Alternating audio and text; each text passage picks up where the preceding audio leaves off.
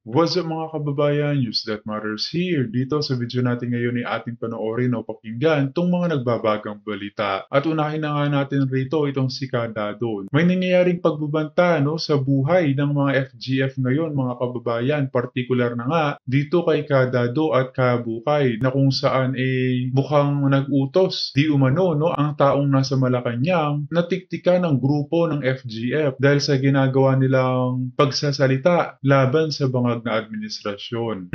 Grabe naman yan. Kung kaya naman may mga ilan din silang kasamahan ngayon ang nag-back out dahil sa pangyayaring ito. Ngunit itong si Kadado hindi mag-iiba ng timbre Patuloy pa rin siya magpahayag ng kanyang saloobin o opinyon sa mga maling ginagawa ng bulok na administrasyon. Kung kaya naman ang kanyang panawagan mga kababayan isama sila sa inyong mga panalangin na maiwas sila sa anumang kapahamakan. Pero bago ang lahat huwag niyo po sana kalimutang mag-like at subscribe para updated ka sa mga uploads ko araw-araw. At yun na nga mga kababayan, dagdag pang balita rito na binutata ni FPRRD itong 2025 national budget na inapruba ng mga bangag sapagkat may mga blank spaces ang mga ito. Grabe naman talaga na kung ating iisipin mga kababayan, parang dito ilalagay ang kanilang mga pampadulas o mga kukurakutin sa pondo ng national budget di umano. At ang malala pa doon mukhang peking pirma ang ginawa ng mga bangag para hindi magmukha di umanong kahina-hinala. Kung kaya naman hindi ko na patatagalin pa, ito na ang buong video. And each one of the Filipinos, all 119 million Filipinos, to be represented by an elder who has the maturity, who has the experience, who has the concern for their people. Bobotohin nyo lang yan. Kahit gaano karami ang Council of Elders na yan, they will have the power. We will give them the power to terminate the president or any elected, appointed official, any armed forces, chief of staff or PNP. We will put that, or any erring officer or official of government. We will not go through this jungle of corruption, yung dinaanan natin. Wala Paulit-ulit tayo ganito, people power tayo forever. Hindi. Isang people power tayo, tapusin natin. Tapusin natin. Hindi yung rally-rally tayo. Tapos kung ano-ano ang inaano natin. Be focused. Ano ba gusto nyo? Kung tingin nyo, BBM Marcos can last for another 3 years hanggang 2028, yun ay isigaw nyo. BBM, mabuhay ka, we love you. Pero kung sa tingin ninyo, nagdedelikado ang Pilipinas at bangag nga, ayaw magpa-hair follicle drug test, binigyan ka ng ilang pagkakataon, tapos noon kayong Congress, pinapa-explain kayo nasaan yung pera, pipilit yung pa yung 2025 na budget. Anong klase kayo? Panay kayo papayaman, insertion, lahat kayo. Correct. You will face the people's court, you will face the Filipino people, and if you are found guilty, ay linchak. Good luck sa inyo. Because we will implement a death penalty. Death penalty. We will implement that. It has to stop. The corruption has to stop. For 40 years from EDSA 1, yung death penalty, yung corruption, naging problema na sobra. Na dapat tayo, higit pa tayo sa Singapore. Ano nangyari sa ating kulelat? Number 1 in corruption, Diyos ko. At kung kayong mga kababayan na aanga-anga, tatanga-tanga, naniniwala sa ayuda, naniniwala kung saan-saan, sa mga balitang palpak, sa mga vlogger na tarantado, mga vlogger na mga bayaran na troll. Good luck sa inyo because we will overcome you. Marami ang tambay. You know why? Kasi nakita ko yung mga comment, 90% of the Filipinos want change. Hindi nyo na mababago yun. The end is near. Kaya yung mga pa-survey ni Tampalos pagdating sa mga kung sino ang nangunguna sa eleksyon, kung gumaganda ba ang ekonomiya ng ating bansa, alam naman natin ang mga peke yun. Kayang-kaya nilang ipeke ang datos para pagmukhang tanga ang mga Pilipino. No? The end is near. Sabi ni Trump, number 1, let the Filipino people chart their own destiny. Let the Filipino people chart their own destiny. Sabi ni Trump yan. Nandun si Lieutenant General Panadero, FGF. Let the Filipino people chart their own destiny. Number 2, if there is bloodshed, meaning itong government gumamit ng puwersa, dahas ng AFP tsaka ng PNP na in-endanger o nasaktan ang isang kababayan natin, the United States of America, will, W-I-L-L, capitalize. Hindi sila nagbibiro. Will stop all aid, military or economic, to the Republic of the Philippines just to show na wala kayo sa hulog. Because they will deal with a government who is for the people, by the people, and of the people. Kayo ba, Bangag, sa tingin mo, kayo, Tamba, are you a government for the people, of the people, and by the people? Of course, hindi. Maggago kayo. Tingnan niyo yung asta ninyo. Party-party pa kayo. Kaninong pera yan? Yung pinarte ninyo sa Thailand, ha? Yung attendance ninyo sa kasal. Yung lahat ng ginagastos ninyo, magbuhay mayaman kayo. Kaninong pera? Buhay. Mantalang ang taong bayan, hirap na hirap. Mga walang niya kayo. Okay. Kaya mga kababayan, ewan ko sa inyo. Ewan ko sa inyo. Basta ako pupunta ako sa kalsada. Ha? Haharapin ko yan. Ilabas ninyo. Please, DOJ, ilabas ninyo. Ha? Yung warrant of arrest ko. Lalabas ako, pupunta ako. Yun yung hudyat ko eh. Ipilit ninyo magkaroon ng warrant of arrest. Kaya nga meron kayong sinasabing magtago na lang ako. Asylum kasi yun yung playbook ninyo. Pag tumago ako, labasan nyo warrant of arrest. Ha? Hindi kayo nagre-respeto sa proseso. Kaya ako nanahimik, gusto kong makita. Itong gobyerno na to, naniniwala pa ba sa proseso? Hindi eh. Gago kayo eh. No? Kaya lubos-lubusin nyo yung pagkagago ninyo. Lubos-lubusin nyo na. Kasi bilang na ang araw nyo. Talagang bilang na yung araw, self-destruct kayo eh. Bibigyan nyo ako ng importansya. Sinabi naman sa inyo, sino ba ako para bigyan nyo ng importansya? Tapos sisiraan nyo ako. Gago! Gago, you just don't get it. Mga tao kayo, you just don't get it. Ang issue kayo, hindi ako. Ha? Inciting to sedition, wala yun, dismiss yan. Kung susundin natin yung proseso, kung susundin natin anong tawag doon, rules of evidence, no? Susundin natin yung due process. Wala yan, dismiss. Kaya mga kababayan, huwag kayong mag-alala. Ako nga, hindi nag-aalala eh. Ako yung kinasuhan. Huwag kayong mag-alala. Hindi ako nag-aalala eh. Tawa-tawa. Meron akong mga video na dapat nung ko pa in-upload. Araw-araw kasi meron akong mga video. Hindi ko inano. Just to protect the people na pinupuntahan ko. Kung nasaan ako. Ayokong madamay itong mga taong, mga FGF na kasama ko. Kaya nakakatuwa nga eh. Saya-saya namin. Kagabi pinapanood namin yung mga video eh.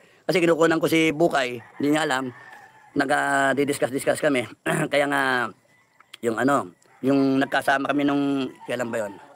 Mga 3 days ago, pinukunan ko, pinapanood namin, ng mga kasama ko, tuwa-tuwa kami, mga FGF. Maraming salamat sa mga ka-FGF na sumusuporta. At kayong mga FGF na nanghina ang loob, okay lang, sport lang ako, okay lang. Takot kayo eh. Ibig sabihin, hindi kayo panlaban sa mga aggressor, sa mga bansa na lulusob sa atin. Okay lang yon. And we are not there to bring down this government. Yun ang tandaan nyo. The government will bring down itself. The government will be overtaken by circumstances because tanga talaga eh. Anong gagawin ko? Yung gano'n? Tanga eh. Correct.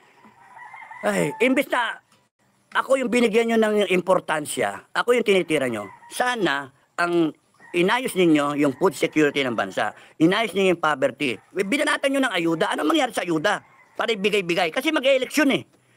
Pipilit nyo pa yung 2025 budget na Yun nga kadado eh. Gusto ata ng mga bangag mag-kiss ass tayo, no? Na kahit lantad na ang kamalian o kabangagan na kanilang ginagawa. Ano tayo, mga obog? Di naman lahat mga trolls. Kamukha ng mga iba dyan. putya ng mga gago. Zero budget yung PhilHealth. Armed Forces, babanatan yun. 70 billion, gagawin yung 35 billion. Mga walang niya kayo. Kaya mga complicit kayo. Ha? Lahat kayo pumirma dyan sa budget na yan. The people will repeal that budget. No? Sige, nakaw pa kayo. Kasi kayo, pagka kayo, ng taong bayan, hinuli kayo ng taong bayan. Ha? AFP-PNP, makinig kayo ha. This will happen. It is inevitable. Hindi nyo kayang pigilin ang taong bayan. Hindi nyo kayang pigilin. Huwag kayong magpapagamit sa mga tanga, sa mga mukhang pera, no? You just stand with the people. Ay, nako, hirap naman. Hindi ko masabi kasi yung Nahirap, baka madulas ako no? I still have to protect people, no? So, yung mga naghihintay, maraming salamat at naghihintay kayo, nagsusuporta. Thank you sa inyo. Tignan ko, meron pa akong dinasabi. Yung mga nagsasabi, tumakas ako, bakit ako tatakas? Ano ba yan? Ano ba ako? Guilty na ba ako? Ha? Ilagay na natin sa konstitusyon. A person is presumed guilty until proven otherwise. Anak ng tokwa yan, no? Tatakbo ka. Kinasuhan ka, takbo ka. Yun ang encouragement. Magagago ba kayo? Ba't ako tatakbo? Ha? Ba't ako tatakbo? Sabi ko nga gusto niyo makakita talaga ng totoo na inciting to sedition? Ha? Gusto niyo makakita? Gagawin nyo, totohanin ko yan, mga walang nga kayo eh. At mainit-init na balita mga kababayan, no, na itong si PRRD binutata ang 2025 national budget na inapruba ng mga bangag na kung saan may ebidensya ito na may mga blank spaces, no, na dinagdagan na kung ating isipin mga padulas kung saan ipalalabas, no, ang kanilang balak na kukurakutin di umano. Hay nako. Na isang katanungan ngayon sino nagpirma rito? Ang presidente ba? Ang Senado? O ang Kongreso? Ating sabay-sabay na panoorin to mga kababayan. Pag-usapan natin yung expose ni PRRD at Congressman Ungab na may mga blankong items doon sa BICAM report, 2025 national budget. So, that's invalid, sabi ni PRRD, at pwede kayong makulong. Sumagot naman ang palasyo through a statement by the Executive Secretary. Sinasabi niya maliciously false. That's criminal, sabi ng Executive Secretary. Pwede niyong makita sa website ng DBM yung GAA at walang blank spaces. So, sino ngayon ang nagsasabi ng totoo? Fake news ba talaga yung pagbubulgar ni PRRD? Na pwede siyang kasuhan dahil maliciously false? Ito may nabasa akong post ni Optic Politics. Sabi niya, kung peke ang expose ni PRRD at Congressman Ungab, ipakita yung original. Ito pala ang tunay na sitwasyon, Yung pinag-uusapan, ito, may nabasa lang kong comment. Ito, nag-post kasi ang GMA News tungkol sa statement ni A.S. Bersamin. Binabasa ko ang mga comments. So, ngayon ko lang naintindihan. Ito si Arblen Chris Tapel. Basahin ko yung kanyang comment. Hindi na-gets ni Bersamin yung pinag-uusapan nila PRRD at Congressman Ungab. Hoy, Bersamin, na concern sila na sa BICAM report may mga blanco na pirmado ng mga representante. Pero sa GAA na pirmado na ng Pangulo, may amount na. Sino ang nagpuno ng mga blanco? Congress, Senado, o ang Presidente? Daldal ka ng daldal, di mo pala nasusundan yung usapan sa podcast. So ito na, naintindihan ko na. So si Congressman Ungab naghahanap ng kopya ng GAA. Then later on, bigla siyang nagpasabog at ipinakita niya yung mga blank. So ang hawak ni Congressman Ungab, ang tinutukoy ni PRRD is yung approved BICAM report. At ipinakita nila sa publiko, may mga items doon, line items, na may mga blank. Kumakalat na sa social media, kitang-kita na blanco talaga. So nung isinabit yung BICAM report, ni-review ngayon ng Pangulo. Yung kanyang economic team, nag-overtime sila nung Christmas. At yun na, inayos. May mga line item veto. So nung pinirmahan na ng Pangulo ang GAA 2025 national budget, wala nang blanco. Okay? So, tama yung sinasabi ng palasyo ni Executive Secretary Bersamin na wala talang blanco sa signed GAA. Wala talaga. Ang merong blanco, yung BICAM report. Blanco. Yun ang ipinapakita ni na Congressman Ungab at PRRD na sabi niya, invalid dahil bakit may blanco? So, ang tanong ngayon na ito ang dapat sagutin ng palasyo. Paano nalagyan ng amount? Sino ang naglagay ng amount sa mga blank spaces na nadiskubrihan ni Congressman Ungab sa BICAM report? So, iyon ang dapat Panigurado mga kababayan, padulas na naman yan, no? Ng mga bangag. Yung mga blank spaces, yan ang mga balak na kawin na pondo ng mga bangag. Grabe. Wala talaga silang kabusugan, mga kababayan. nating hintaying sagot. Kung ang Pangulo, sila ang naglagay, tama ba yun? Kung ang Pangulong, dahil sila ang nag-review Finished product na yung BICAM report, yung pagkakaintindi ko yun yung hawak-hawak ni Congressman Ocab at PRRD, yung BICAM report. Finished product na. Doon nila na-discoveryan yung mga blanco. So, ipinasa sa presidente at ni-review. Pinirmahan. Wala nang blanco. So, paano ngayon nailagay yung mga amount? Yon ang tanong. Yon ang nakakapagtaka. Yon ang dapat sagutin ng Malacanang. Sino ang nag-fill in the blank? So, salamat dito sa mga comments na nababasa natin, So, magkaiba pa lang, iba yung GAA, yun na yung signed, approved, wala nang blank. So, tama, makikita yan sa DBM website, wala nang blanco. So, yung BICAM report ang may blanco. So, napakasalimuot itong budget na ito na tinaguri ang the worst budget sa history ng ating bansa. So, January 31, correct me if I'm wrong, isasagawa ang malakihang rally. Ang daming, may nabasa akong post ni Crisette Laureta Chu. Ang daming mga grupo na mag-participate noon. Kailang, nakakapagtaka, kombinasyon ng yellow, kakamping, at makakaliwa. Yun yung nakita ko. There are more than 60 groups, NGOs or organization na nag-commit na magsama sa anti-BBM, anti-BBM admin, anti-national budget. So, isasagawa yan sa January 31. Yung una kong nabasang post, wala pang venue.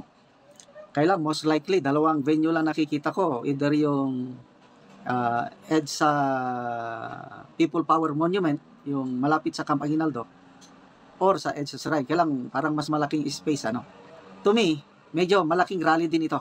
Hindi katulad yung pro-impeachment rally na isinagawa ng mga yellow kakamping and yung grupo Magdalo ni Senator Trillanes. Kakaunti, halos 1,000 lang siguro.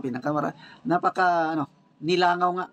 Hindi nila kayang tapatan yung dambuhalang rally ng Iglesia ni Cristo. So, sino ngayon ang majority? Sino ang minority? Kasi sabi ni ex-senator De Lima, yung dambuhalang rally ng Iglesia, minority lang yun. Tinawag niyang minority yung millions. Halos 1.8 million sa Quirino Grandstand lang, palang yun throughout the country. Sobra 2.5 million, I believe. So, yung kanila, pro-impeachment rally, 1,000 lang. Pinakamataas na yung 5,000. So, sino ngayon ang minority, sino ang majority. Anyway, sa issue, sino ang nag-fill in the blanks? So, tama yung expose ni PRRD at Congressman Ocab, ang basihan nila yung BICAM report. Tama rin yung statement na ni A.S. Bersamin na walang blank spaces sa approved GAA. Ang tanong, sino ang nag-fill up sa blank amounts? Yun ang hintayin natin ng sagot. Ilang years ba yun? 10 years ago, 11 years ago, tinawagan ako ng J2. Nang mista ako, General Anyo, who is the National Security Advisor now. Tinawagan ako, nasa J2 siya noon. Mista, ano yung balita na nakipag-connive ka na sa NPA? Nakipag-connive ako sa NPA? Sino nagsabi? Sinong gago nagsabi? Kita nyo, sinisiraan ako. Because kumampe ako kay Cadet Kudia na tinanggal kasi cheating daw. Late for 2 minutes, blah blah blah. So, nabasa ko yung case niya, may nakita akong mali. Ang guarantee kasi sa honor system namin, 9-0, guilty ka. No? Unanimous. Pero pag kami bumoto na 8-1, 7-2, or 6-3, not guilty ka. Yun yung guarantee. Ngayon, nung nakita ko yun, sabi 8-1 ang boto. Tinanong niya sa akin, ba't ka naging guilty? Sabi ko, binago daw. Hindi pwede baguhin yun. Anong meron? Chambering daw. Ba't nagkaroon ng chambering? May mali doon na. Chambering, bakit nadesisyon ka na, tapos nun, babaguhin? Mali yun. Sabi ko, honor committee ako, 4 na taon eh. So, ang ano doon, bago daw sistema. O bagong sistema, inexplain ba sa inyo? Eh ba't ikaw ang alam mo, 8-1, not guilty ka? O bakit kinakailangan baguhin? Ibig sabihin, nagkaroon ng 8-1 kasi binago eh. So naging 9-0. Yung report, deceiving yung honor committee. Kasi ang report, wala yung 8-1, 9-0, guilty. Yun yung pinirmahan ng mga inosente na superintendent at commandant. Yun yung nakita nila. Wala yung 8-1. So, lying yung honor committee. Deceiving yung honor committee, cheating yung honor committee. Nung bobotohan na si Codilla, ang sabi, Cadet Codilla, we have carefully deliberated on your case. Kahit di namin nadinig yung witness, no?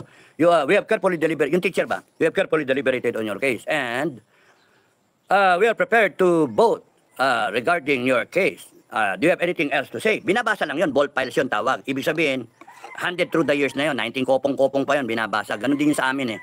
So, 1983, ganun na. Ito, 2014. So, ganun pa rin. Binabasa lang yan. So, do you have anything else to say? None, sir. Except for yung teacher, kung pwede, hintayin na lang natin para personally madinig nyo yung storya niya, hindi yung telephone lang. Kasi pag telephone lang, limited yung time allotted para ma-imbestigahan ng gusto yung teacher. It is the right of the defendant, Codilla, na yung he be given all the leeway to present his witness. Ang witness niya yung teacher. Kung bakit siya late for 2 minutes. So, yun, blah, blah, blah, blah. No. Before we vote on your case, do you know how we vote here? At yun na nga no mga kababayan, narinig natin itong mga nagbabagang balita sa oras na ito. As always mga kababayan, kita na lang ulit tayo sa ating next vlog. Huwag niyo po sana kalimutang mag-like at subscribe para updated ka sa mga uploads ko araw-araw. Marami po salamat mga kababayan. Ingat and God bless.